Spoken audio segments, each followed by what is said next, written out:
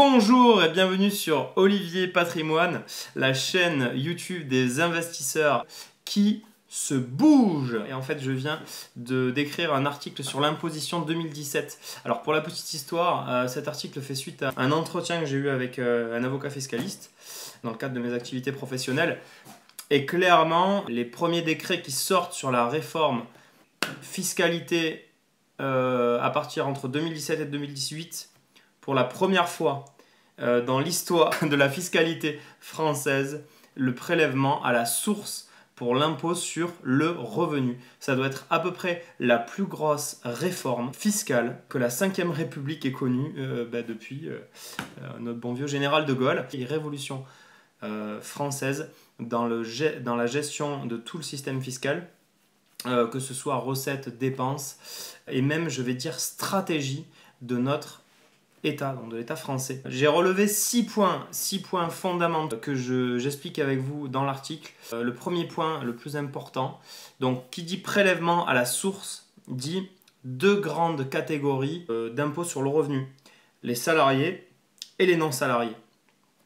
Pour les salariés, donc une immense majorité de toute la force de travail française, qu'ils soient fonctionnaires ou salariés dans le privé. Je vous ai mis un petit schéma qui vous explique que l'administration fiscale, à partir du 1er janvier 2018, se réfère à un tiers payeur. C'est-à-dire que c'est plus vous qui allez payer vos impôts, mais dans le cadre du prélèvement à la source sur les salaires, fonctionnaires ou salariés, vous allez avoir une nouvelle ligne. Nous allons avoir une nouvelle ligne mentionnant le prélèvement à la source.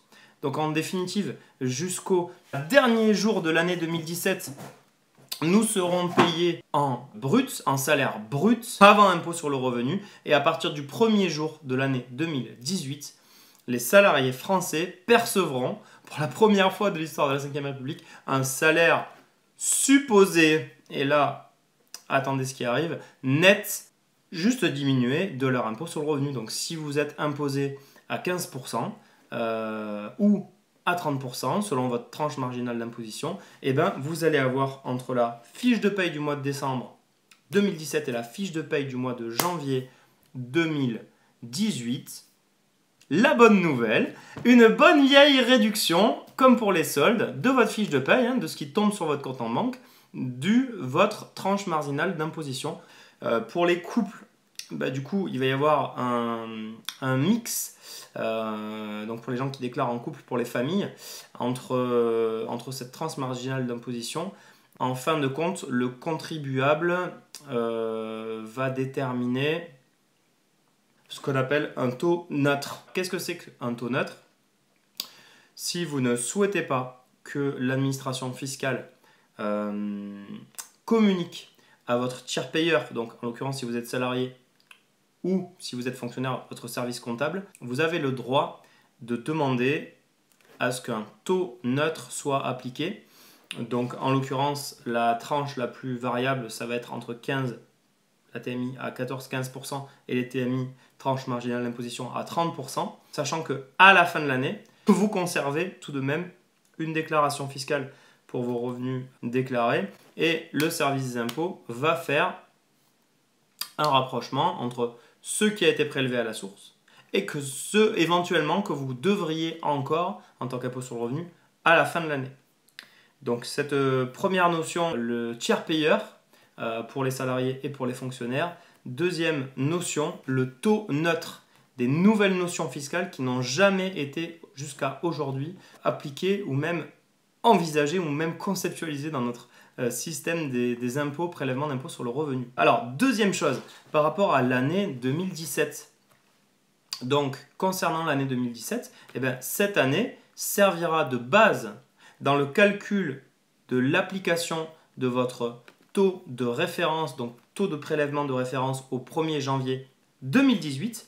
Donc, les revenus 2017 seront déclarés et serviront de calcul à ce fameux taux qui sera communiqué au tiers payeur. D'accord? Donc en fait, l'administration fiscale se réserve le droit de faire des redressements, non pas 3 ans l'année de redressement l'administration fiscale jusqu'en 2017 aura le droit de redresser normalement 3 ans. Mais cette année-là, il y aura donc le droit de faire des redressements en 2018, en 2019, en 2020 et en 2021. C'est-à-dire que l'année 2017 pourra être assujettie à des redressements fiscaux pendant 4 ans et non 3 ans. Le délai légal pour faire un redressement fiscal. Donc attention à la déclaration des revenus 2017. C'est pas parce que l'année 2017 sera considérée comme une année blanche que vous n'allez pas faire de déclaration d'impôt. Et cette déclaration d'impôt là en 2017, elle pourra être redressée non pas pendant 3 ans mais pendant 4 ans. Ça c'est la particularité de cette année 2017 qui sera redressée si nécessaire, qui sera corrigée par un avis d'imposition déclaré par les particuliers et les services fiscaux se réservent le droit de bénéficier de 4 ans pour faire des redressements fiscaux envers ceux qui essaieraient de jouer, de frauder. Donc attention à vos revenus en 2017. Dernier petit point concernant la fiscalité, donc les niches fiscales. Aujourd'hui, quelqu'un qui gagne correctement sa vie en France, soit il paye énormément d'impôts, soit il utilise des niches fiscales. Je ne rentre pas dans les détails.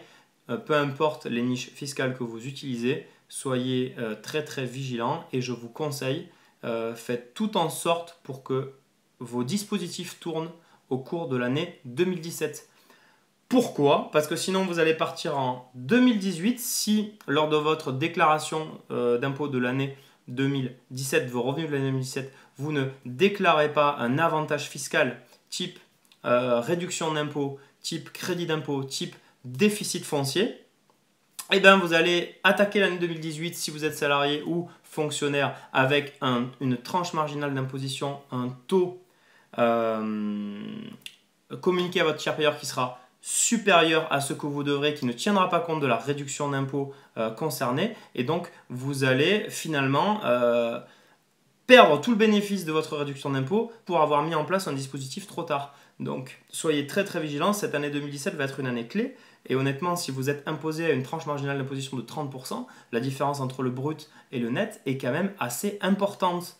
Donc c'est pour ça que j'ai appelé mon article « Nos salaires en baisse », parce que oui, l'État français a décidé de se payer en premier, un des premiers concepts d'enrichissement de Robert Kiyosaki, pour ceux qui le connaissent. Je suis assez fan, donc félicitations à notre gouvernement.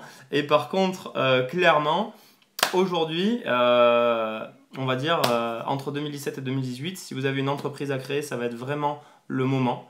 Parce qu'en gros, on pense que cette réforme-là est faite pour encourager la création d'entreprises. Je vous en parle lors d'un prochain article. Merci d'avoir regardé cette vidéo. Si vous pensez à liker, à partager, à aller lire mon article, je vous envoie le lien dessous. À très bientôt sur Olivier Patrimoine, la chaîne des investisseurs immobiliers et placements qui se bougent.